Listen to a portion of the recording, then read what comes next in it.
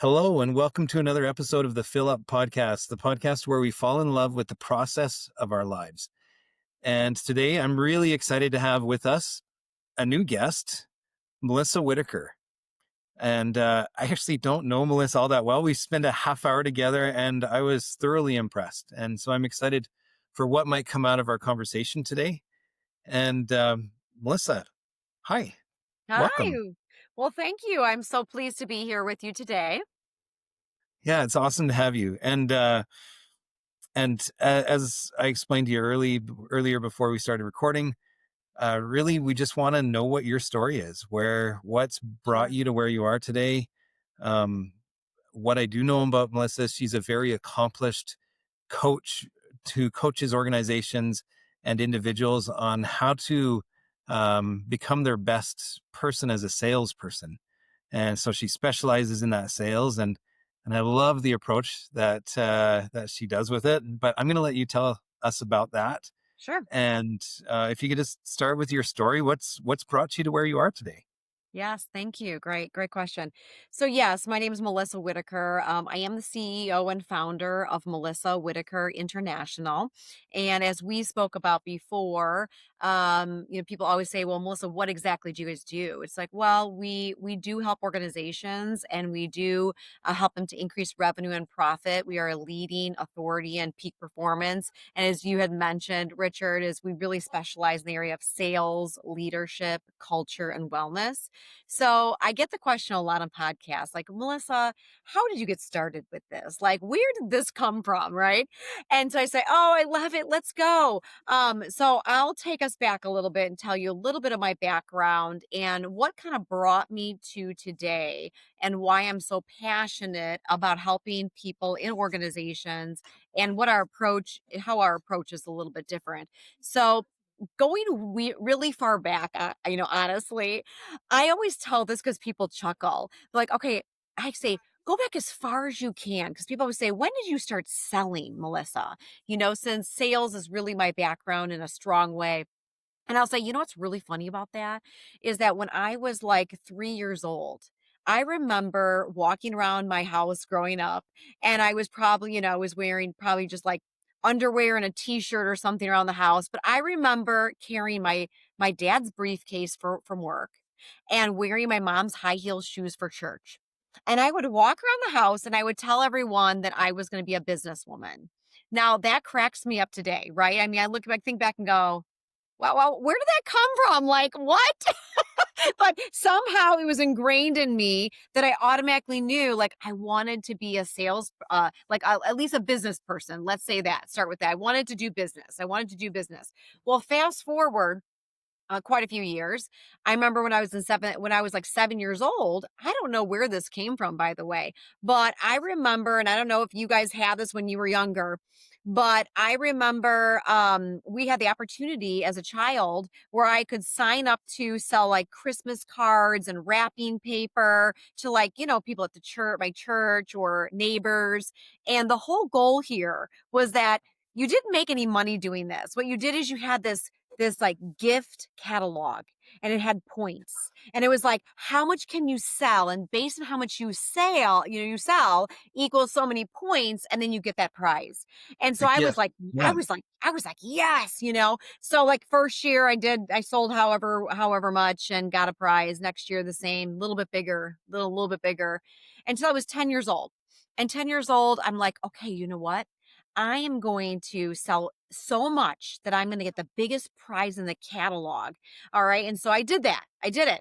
And so at that time, the prize of the largest prize, which as a child, you're thinking, this must be a lot of money. Of course it wasn't, but that's what you think, right? There's a So lot what of selling for that prize. right, for how much I had to sell to get to this one prize, right? But it was this inner tube that had this like very tough material with straps that went around the inner tube. And when you blew it up, it became this version of like a trampoline. And I was like, yes. Oh my gosh, Richard, I was like, this is it. I'm jumping on it every day, you know, and I talk about this in my first book. I've co-authored 2 books, and my first book called Pushing to the Front. I talk about the story where I'm like, because people are like, where did your drive come from? How did you get into sales? You know, I'm like, gosh, I've been selling for a long time. So then my determination kicked in, though. That's the key thing, because all of a sudden I'm jumping on this trampoline, I'm jumping. What do you think happens? I mean, eventually the inner tube breaks. It just Yeah. pops. And I'm devastated. I'm devastated. I go to my dad and I say, "Dad, you need to get me a new inner tube. I worked so hard for this prize and it popped." And you know, I grew up with very loving parents, but not a lot of financial means, right? And so my dad looked at me kind of sarcastic, to be honest, and kind of not. He said, "I don't have the money for that, Melissa." He's like, "Get a job and pay for it yourself." And I was like, and I was 10. And I thought, in my mind, I thought, game on, let's go. Like, I look at these kids today throwing tantrums and I just think, what is going on right now? That would never flew with me as when our kids were little. I was never like that, so I just don't understand it. I'm like, okay, so I'm like, game on, man. So I remember walking 2 blocks away from my house that I grew up in, and it was the local newspaper. And so I went over there and I walked in. Of course, I'm 10, so I'm really little. And back then you could smoke in the workplace. So I walk in, the lady's like, she's like, what do you need, kid? You know? And I'm like, I need a job. She was like, what? Because I'm so little, right? So she walks me around and she's like, "Are you sure about this? Your parents know where you're at?" And I'm like, "Ugh, lady, I'm 10. Of course they know where I'm at." Well, they didn't know where I was at. But back then that was okay. Not like today, right? So fast forward, I go home. Somehow I figure out how to fill this application in. And we're all sitting at dinner because back then we all had dinner together every night, which Mhm. is a rarity today. And I slide the application, Richard, to my father. And I say, "Gotta sign that." And he's like, "Well, what's this?" I'm like, "I got a job." My mom spits her soup out. No joke. Like what? You know, I was 10, I was in 5th grade. What do you mean you got a job? You know, and my siblings, because I'm one of 4 kids, my siblings were like, "Oh my gosh, she got a job." You know what that means? We're probably gonna have to get a job. You know what I mean? And of course they didn't have to get a job right away. But I was determined, Richard, at 10 to say, no one's gonna tell me no. You're not gonna Right. tell me no. Like, you know, what do I have to do to fix the problem? And basically my dad said, "You gotta get a job." So he thought it was great. He's like, "Yeah, where do I sign? You got a job, you know?" So I started delivering newspapers, which by the way, a lot of kids do when they're young. It's just I happen to do it probably a little younger back then than most kids did. Okay. Now, what do you think when I went to collect my money the first time? What do you think that I did? First thing I did, I said, "God, take me to the store and let's get this inner tube." So that started my journey, to be honest with you, around learning how to sell and then having some heartache and devastation at the age of 10, which was a pop dinner tube. Oh, if those were the days. And then, right. And then going to this and then figuring out a way to fix it. And so what I learned is fast forward as I continued on through my life, my whole life kind of followed that routine of just this like unbelievable resiliency, persistence, and no one was going to tell me no. I was going to do whatever I put my mind to. I knew I could do it, right? For whatever reason. And my mom did, she used to tell me that all the time too, which also, of course, helps. So, fast forward all the way as I get older, is I do get my first sales job. I do become the top sales rep in my office, and then I wanna become a manager, sales manager in my office, so I go to bat for that, and I get that, and then I have to build my team, and then I have to help them, train them and mentor them to be, selling right away and profitable in the field right away, and figure that out and kinda maneuver around that, and my career kept kind of going up this goal ladder, so to say. I would set a goal, I would achieve it, I would set a goal, and I would achieve it. Right. And along the way, there'd be heartache, there'd be devastation, but I would apply the same principles, believe it or not, than when I was 10. Like, okay, so what do I need to do to fix this? What do I need to do to accomplish the goal? No one's going to tell me no, you know? And so I found ways around that. And as I was going through my career and going from sales to management to a bigger position where I worked for a manufacturer and supported, 55 of their independent companies that sold their products across 8 states. And I just kept going. And then here's what happened. So I have 2 beautiful, wonderful daughters who are now 15 and 17. But at the time, I'd gotten married and I was pregnant, like out to here, like 6.5 months pregnant. And I was still traveling. At that time, I worked for a very large international organization, about $54 billion in business every year internationally. And I loved what I did, but I traveled a lot. Okay. And I said to my husband, well, I can't keep the schedule up. And he was like, he's like, well, yeah. He's like, you're gonna have to take a local job, which devastated me at the time because I was like 300% of my quota. I loved the people I served and took care of, but I knew I had to be home at night. So I took another local job in a technology organization and I ran 3 other divisions for the next 2 years, which allowed me that even though I had long days, it allowed me to be at home at night with my little girl. Now, then I get pregnant, of course, the second time. And I'm like, oh, okay, this changes things because now I have a 2-year-old toddler. I have a baby on the way. And I was the breadwinner of my family at the time. My husband was kind of coming up his career, so he was working a lot, but kind of starting at the very bottom, kind of working his way up at the time.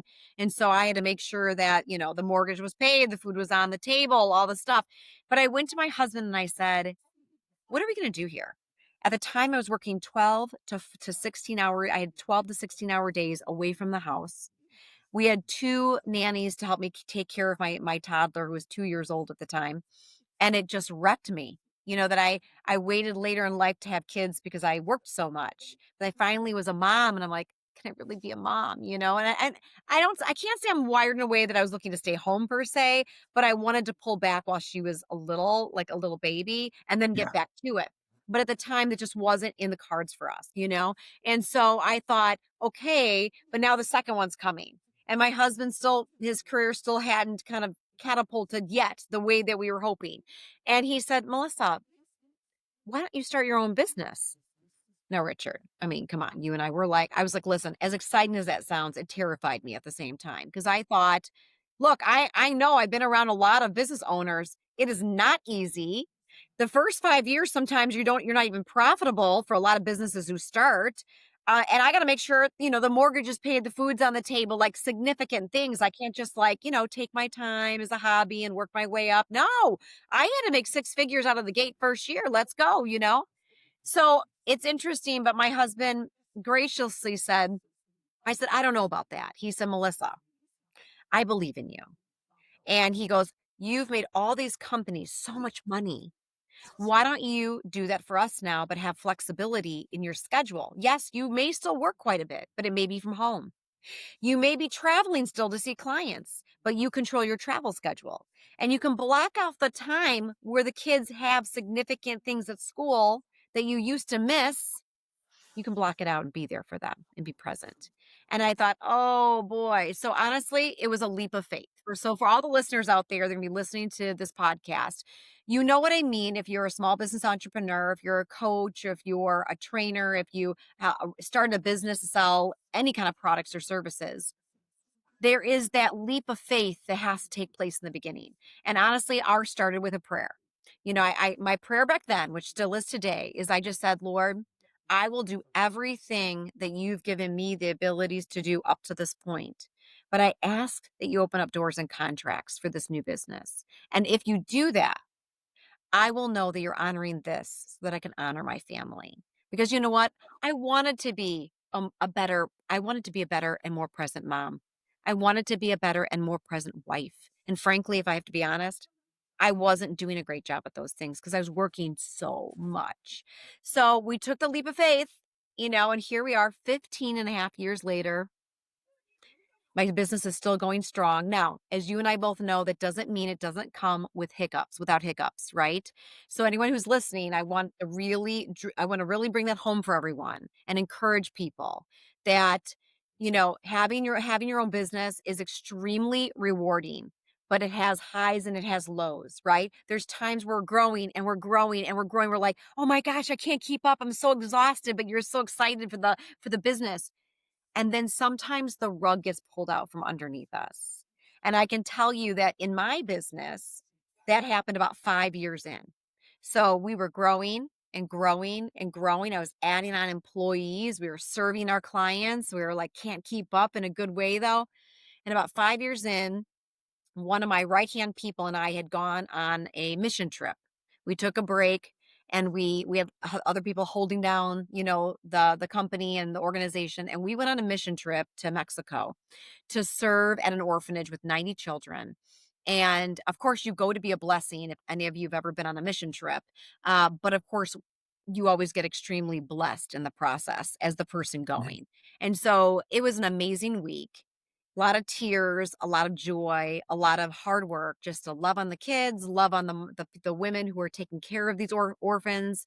And we came back just feeling still ready to hit the ground running as we got back. And I will tell you this, at that time in my business, we really focused on early on just sales training and management leadership training, but it was classes. We didn't do coaching, we didn't have programs. It was just like fill a class, do the class, fill a class, do the class. It was extremely stressful, right? And so we would make sure that we'd have like 2 months in advance full of contracts. So I knew that we'd have revenue for 2 months moving forward while I worked at filling the pipeline or closing more business to move forward. We always try to have 2 months ahead, right? Mhm. So we come back from this mission trip, and the next week, the rug was completely pulled out from underneath us. Every single contract we had signed for the next 2 months called in that one week, calling and saying, I'm so sorry. And they were all different reasons. Wow. What all different reasons. In one hand, one of the CEOs had a heart attack, a massive heart attack, and passed away. It was heartbreaking. But their staff was scrambling. It's like, well, we can't do this now. We're gonna have to hold off. And I'm like, okay. And then back then we did the training and then we invoiced. Unlike today where we do it up front, right? Yes. So we have contracts signed, but we didn't have revenue there, right? We were expecting the revenue. So when they halt it, all of a sudden no revenue, right? And then another person called and said, Melissa, I'm so sorry. We lost one of our biggest accounts. We financially are gonna have to wait. And I'm like this. What? What? Like my worst nightmare was coming true, like of what I was nervous about starting a business, right? Like one by one, every contract stopped and halted and didn't move forward. And all of a sudden we had no revenue we could count on for the next 2 months coming in. And I was having a heart attack. And I looked at my right hand person, Tammy, who was my director of operations and learning and development at the time. And I looked at her, I said, Tammy, because she was a woman of faith and I'm a woman of faith. And I said, we've got to pray for some massive brand new business. Like, I don't know what's going on, but we got, and she looked at me in her like wise wisdom, Richard, because she, unlike me, is an introvert. I'm like, vision casting, do. And she's like, Melissa, I'm not going to pray for that. And I said, what? She said, I'm going to pray and ask why God cleared your deck. And I'm like, Mm. hmm. She says, Are there some things that we know we should be doing to work on the business and not in the business that is vital to the growth and expansion of MWI? And I'm like, Mm. well, yeah, there's tons of that, but who has time for that, right? And that's a key lesson there, right? We're always working in our business. But the reality is we need to take a step back and we have to work on the business for growth, for innovation, for creativity, for what we're going to offer is our programs, our packages, our services. We have to renew it. We have to upgrade it. We have to sometimes add on additional situations to be relevant in the marketplace, right? Mhm. And that was a really tough spot, no, and to be honest, because I hadn't been there before. We were just growing like crazy, and I was so thankful for it. But Mhm. like most of us, we just hope that growth continues, right? Like keep going, and then also like, oh, what happened? So now is where the rubber meets the road, and for a lot of Well, entrepreneurs, can I yeah, just ask you, like, yeah, now, in reflection, this is what, 10 years after that yeah. happened. You're grateful for it, but what was that like for you to have an employee basically challenge, like, because for Yeah. some people that's a big strike at the ego, but maybe it wasn't for you at the time. Yeah, Eh, not for me. No, that's yeah. interesting. That's a good, interesting question perspective. Okay. Like, of course, yes, I could have, as the owner, been like, Yeah. insubordination. Like, are you kidding? Like, get to it. Like, how are we going to generate revenue? No, Yeah. I think that's a great question. But I was not offended. And it was because she had been my first employee when I first started, when like probably about a year, 6 months to a year into having my business. I brought her on as my first employee. And I also knew her for most of my life. So she wasn't like a stranger. Mhm. And, I always knew she was very wise. That's why I brought her in. She started off as an assistant and then I got promoted to an executive coordinator and then got promoted to the director of operations and learning Mm. development. So I trusted her. She was definitely my right-hand person. And when she said that to me, it stopped me in my tracks because I knew and definitely know she always had a different perspective that I appreciated, that I highly respected, of course, but I appreciated her giving me a different perspective than I would think of at all, to Mm. be honest. And I knew that that was one of her additional amazing skills she brought to the table for me is that she would bring things to the table and say, "Hold on. Let's look at it from a different way." And I think that's great. And so I would say for people out Amazing. there, you're right. I could have gone two ways. I could have been offended Mhm. or I could have invited. And so I would just include people. I would just really encourage people, I would say, who's listening, going to be listening to this podcast at some point, if you have a right-hand person that you respect and you trust, open your mind to possibilities that you may not be seeing and take that in and process it before you react. Okay? And Yeah. yeah, I mean that's like such a big lesson. It's like so good that you brought that up.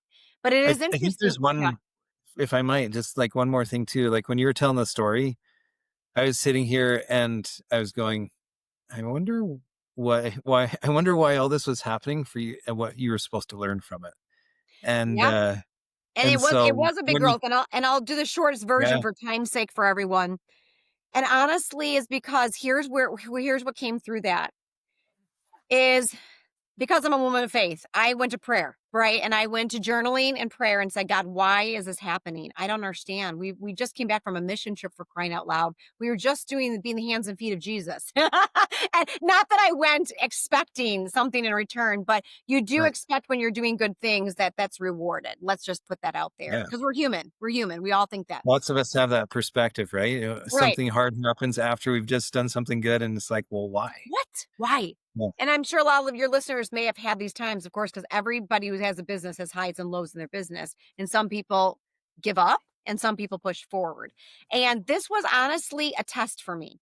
That's what it was. And when I took it to the Lord, I heard at the time, though, God say to me, Melissa, you say you want to have this level of impact in the world for your calling, for your purpose, for me. You're here. You want to be here. And I'm like, I'm listening. I was like, yeah.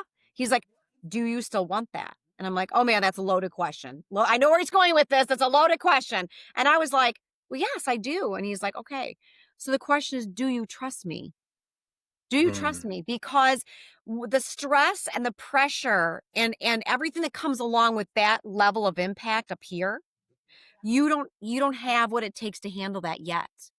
We have to Mm. work on your character refining, how you handle stress, um, how you handle frustrations and disappointments. We have to work on how you're going to innovate, create, and have comebacks.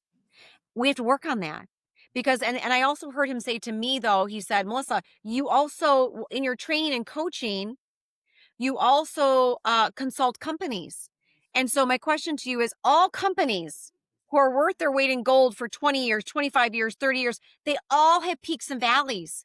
Like, and I have heard him say, like, how can you have the credibility to keep coaching and consulting these business owners if you've never had the rug pulled out from underneath you and you've had to find a way to innovate, create, and have a comeback? And I Oh, was that's like, powerful. and so I'm like, I'm listening. Okay. All right. So, and I don't know about you, Richard, but it's because of my sales background, I like to negotiate with God. Everybody laughs about this, but I just do, right? So I said, God, okay, I hear you. I hear you. But how long is this going to take? How long is this going to last? Because as a DI on a disc map, as you know, I have to be a Mhm. little bit impatient. So I'm like, how long is this going to take? Like, and he's like, am I gonna be in a valley for a while? Right. And so he's like, I'm not gonna give you that answer, of course, right? So it was a Mhm. year and a half. So for your listeners, I want them to understand this. Now, I Wow. always had God always brought just enough business for us to get by as a business and as a family. Never more than that, but never shy of that. Okay. That was part of the test. Like, do I really fully trust and surrender that to the Lord that He is going to provide? And every time it got to the point where I just couldn't handle it anymore, to be honest with you, I was like, I can't do this. You picked the wrong person, God. Like, I can't do it. I cannot take any more. And during this time, I need to be clear. There was a Mm, lot of loss in my life during that time. My mother, who was my best friend in the world, she was my mm, person. She passed away during that time out of nowhere. We're talking like suddenly, unexpectedly, was diagnosed with stage 4 pancreatic cancer in 7 months, gone, gone. And wow. she was like Mary Poppins, Betty Crocker, anything amazing. That was my mother. Okay. And That's so so it cool. was a huge loss in our family and a huge Mm, loss to me. And so I lost my mother. Our dog of 11 years passed away a month after my mother passed away. So it was like my mother mm, passes away, our dog of 11 years. Now, if you're not a dog person, you don't understand that. But if you're a dog person, it's literally like another person in your family. yeah, So totally. a month after my mom passes, our dog passes. And so it's loss and loss. And I'm just trying to keep the wheels on the bus. You know what I mean? I'm like, oh my gosh, you know? And so I said, God, I can't take this anymore. He's like, Melissa, I'm sorry. I know this is hard, but do you trust me? There are going to be things that come in your path in life and in business that are going to be really hard and they're going to really stretch you. Are you going to be prepared to handle this and try to handle it with not having so much stress that you give yourself an ulcer and that you can handle it with some form of peace and you can turn it Mm, around and perhaps lead others through the same thing you go through? Are you willing to do that? So it was a very hard road. I'm not going to lie. But we stayed to it, and I kept going to Tammy, who was my right-hand person. I said, every time it got really hard, I say, I don't know, we need to take a weekend to pray about it. Maybe God's closing the doors every so often along that journey. And she'd come back and say, no, I heard Him say, not yet. And every time I was about to throw in the towel, God would bring just a little contract in, just enough. just enough to pay the next bills. And it's like, oh my gosh. So that's a sign. I've learned that's a sign. So the biggest lesson is, I know for time's sake, the biggest lessons I got out of that for you, for the listeners, is that sometimes we're taken through a valley in life and in our business so that we can be molded into the person we are supposed to be. It is not Mm, easy, but all that means is that in my case, because I have faith and that's important to me, I'd say that's just letting us know that God cares enough about us that He's willing to prune us. It's kind of like a gardener. You know, a gardener goes out and prunes the flowers that they see as the most potential. mm, And mhm. is it painful to be pruned? Yes. But if we Yes. welcome the pruning, if we welcome it, we then develop into the most beautiful person that we were created to be. And then we can serve at a higher level to the people we were actually why we are here and how we're I serving love people. that. I have another name for this process. What you call it? I call it fourth watch God. Ooh, He's a fourth. okay. So when he walked on the water in the storm, right? And Mhm, Peter wanted it was during the fourth watch, right? mhm. It just he always seemed to show up in the New Testament in the fourth watch Yeah. when we needed him most, just like you with your business and at times Mhm. me with mine. Yeah, So that's such a beautiful, powerful learning. it Thank you is. for Well, you're welcome. And I would say this, that what really brought it home very powerfully to me as well, and for anyone who for yourself and for listeners, that was from like halfway through 2015, all through 2016 for perspective. Okay. So 2017, my business started growing again. 2017 started growing. 2018 was growing. 2019 was like off the charts. And then we all know what happened. COVID happened. COVID. Right. So So when, can I ask yeah. you a quick like what did you shift in that year and a half that made all the difference? Like I know Okay. there's the So, character yep. refinement, the loss and everything, but working on your business. So that's good. So remember when Tammy asked me, are there some things that we should be developing and building in MWI so that we can stay relevant in the marketplace that frankly we weren't putting aside time to do it. And at the time the answer was a big yes. This was before it was like a big deal to have like an online video university or an online video portal that everyone has known to mankind today, right? But at the Right. time it was not a thing. So we saw the writing on the wall that the market was shifting. And if we want to stay relevant in the training, coaching, consulting space, we needed to figure out how to record all these mini videos about what I teach, what I Mhm. consult on. Is mainly around our training programs. Like, so we started one with we have an online sales university, and we took the 3-day sales training class. That's one of our flagship programs. We broke it down in bite-sized pieces. And we had to figure it out. We had to figure out lighting and sound. We had to figure out editing. It was a very tough process. But by the grace of God, between myself and Tammy and other team members, we were able to create an entire online sales university Wow.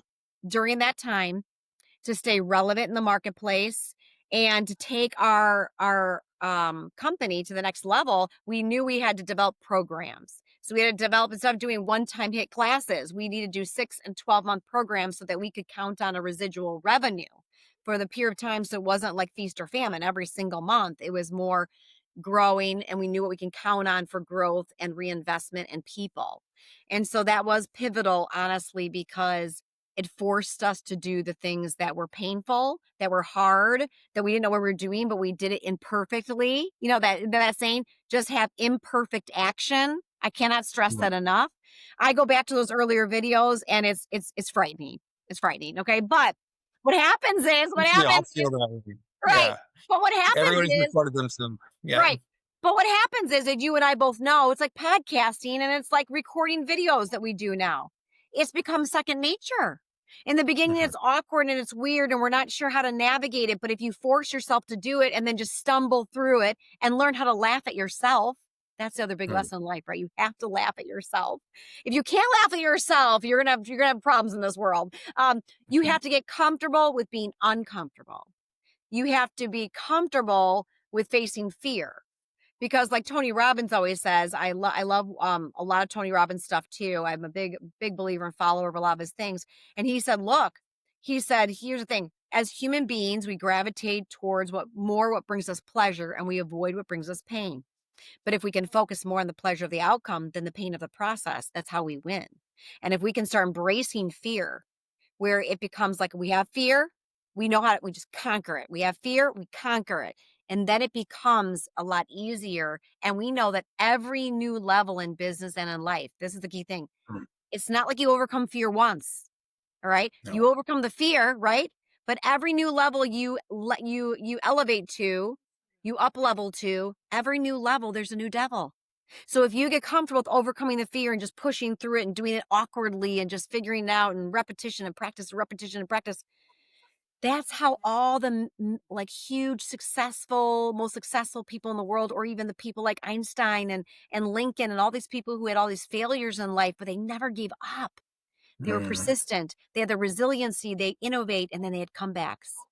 And that's how things are made in the world. That's how things become patents and innovations and creations. And that's how we learn how to navigate our business. And then hopefully the goal is that we turn around and help other people so they don't have to go through so many hard steps. That's the goal, right? Like, let's avoid that for you. Okay. Like, I went through it for you. Now, that's our goal, right? So we really want to help people navigate through those tough spots as a value we bring to the table of how much money we poured into our own growth mindset, our own up leveling, constantly learning and growing so that we could turn around and help others. That's key. Now, when COVID happened, by the way, I didn't stress at all. It's crazy. I know it sounds crazy. And I know for some people are like, Melissa, that's insensitive. Well, I'm talking about business, so let's calm down.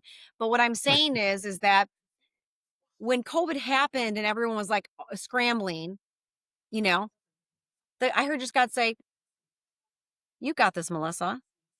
I took you through a drought in 2016 so that you could be creative and innovate. And now I want you to turn around. I want you to help other people to learn how to use virtual Zoom. Or, I was doing virtual classes since 2012, in addition to my in person ones. So there was no shift for me. I mean, there's a shift in numbers, right? There's a shift. Of course, I had less revenue like everyone else did for a while. And I do everything on Zoom versus I'd prefer to be in person. But I was Mhm. already doing all that. And the Lord had taken us through this road to say, don't panic. You do need to surrender. You do need to trust. You need to keep doing the things that I've given you the abilities to do. And Mhm. what's the routine? The routine is resiliency, innovation, and then you'll have a comeback. That's it. And so if you follow these things and if you do the pattern, great things will come out of it one way or the other.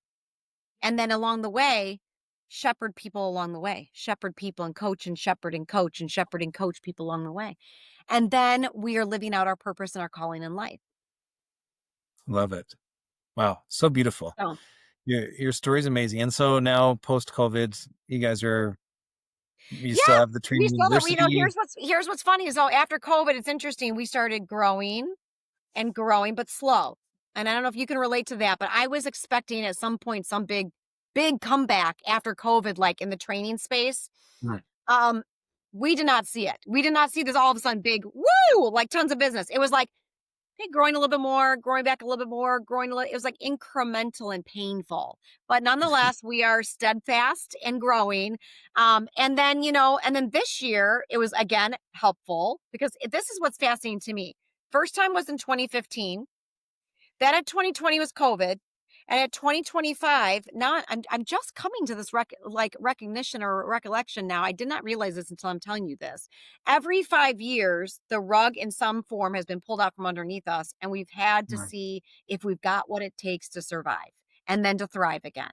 And I will tell you, this year for sure we've seen it because of the tariffs. Now I feel like the tariffs were a necessary process here in the U.S. we had to go through, and how we were working with different countries of how, like, in the long time, the US, I know this is a sensitive subject for many people, so I don't want to offend anybody, but the Right. US for a long time was being tariffed this way to the US, but we didn't have as much tariffs going out. Maybe some, but not as much. So some people don't like that Trump tried to start leveling the playing field a little bit. And it was, I know, very upsetting for a lot of people. Unfortunately, I think that some things did need to happen. However, it still has ramifications, right? So over the summer, we had multiple six figures worth of business halt. Just halt. Budgets froze. Companies freaked out here and they said, we don't know what's happening with it. Everything's, we don't even know. Some of our clients imported a lot from China. And as you probably know, it was like that was on a hold for a while. We weren't getting any goods, or it was like crazy, like huge tariffs, so people weren't picking them up. And so then I had clients who just said, Melissa, I've got 2 months worth of inventory. And if we can't figure this out between China, we've got nothing to sell. So they're not going to hire me and my team to do sales training because they don't know if they're going to have anything to sell in 2 months. Does that make sense? So we Right. did go through a challenging time over the summer, and now I'm just hopeful in the fall. Right now, we have some of our 12-month clients that have been our bread and water, let's say, getting us through that rug again. But now it's the fall, and I'm also looking to see where can we innovate again. How are we listening to our clients? What can we help them with that we weren't helping them with before? How is that Right. going to transform? How are we gonna, maybe it's a rebranding of one of our products, and I already have some ideas on that. And what does that include? How are we gonna do that? And then we launched a whole bunch of new stuff recently, just to stay fresh and relevant. So now we also offer offsite retreats and workshops in Wow. addition to our just full-blown training. And we also partnered with Right Now Media at Work, which you may have heard of. Right Now Media, they have a whole entire faith side. Have you heard of them? Okay, so they Yeah. have a whole faith side that if you've ever led like Bible studies or anything like that for churches, on the faith side, I was familiar with them because they had like video, like very like best-selling authors and people who had videos. They would break it down in bite-sized pieces, and then you could have access if you were a small group leader, and you could utilize their video series to run and facilitate your Bible study. And it would come with a worksheet, a workbook, and whatever. However, they contacted me recently and said, Melissa, did you know we have a Right Now Media at Work whole entire side of our business? And I said, no.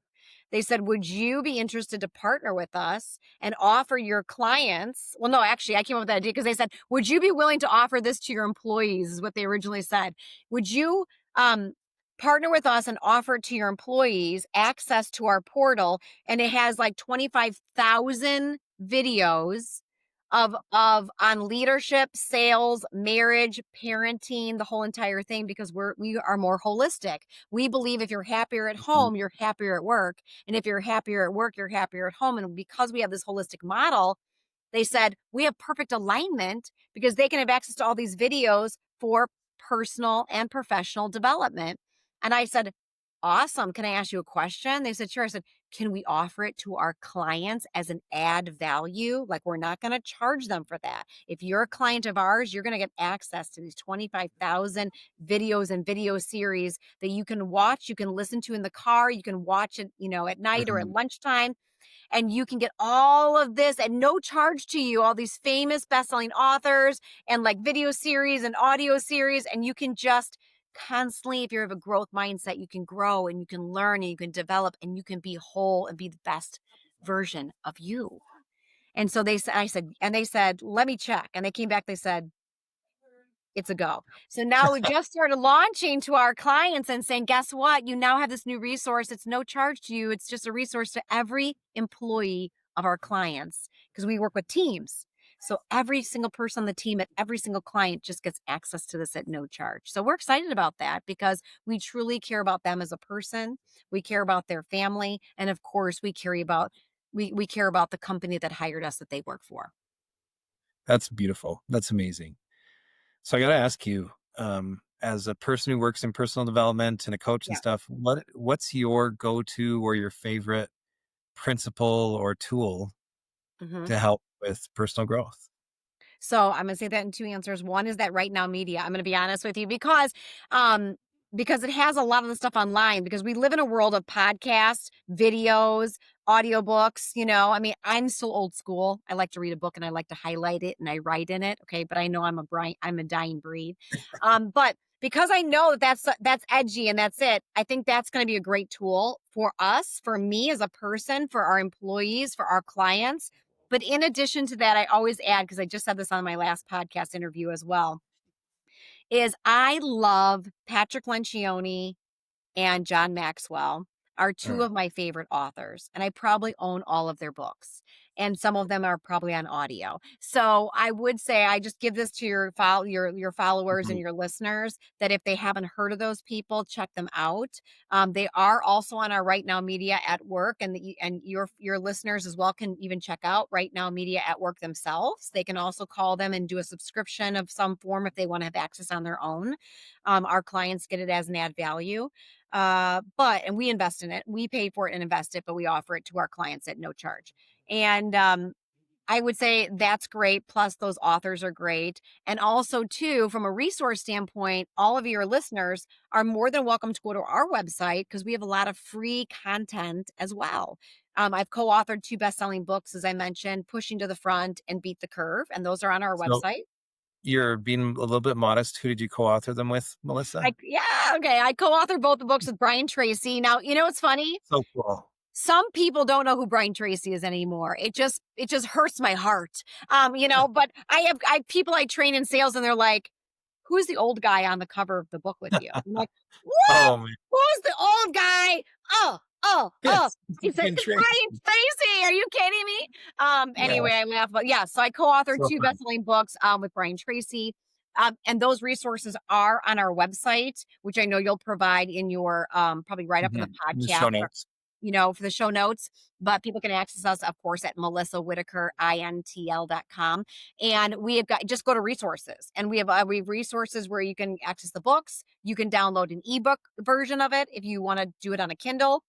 Mm, And just know we have a lot of free resources as well. If you go to our blog page, there's free things there. And if you go to our YouTube channel, I've got a wealth of videos, video content that I upload and share on a regular basis. And if anyone wants to add on to our newsletter, I send out a newsletter also with embedded videos in there around sales, management, leadership, culture, and I send that out. So if people want, that's another way to have free resources.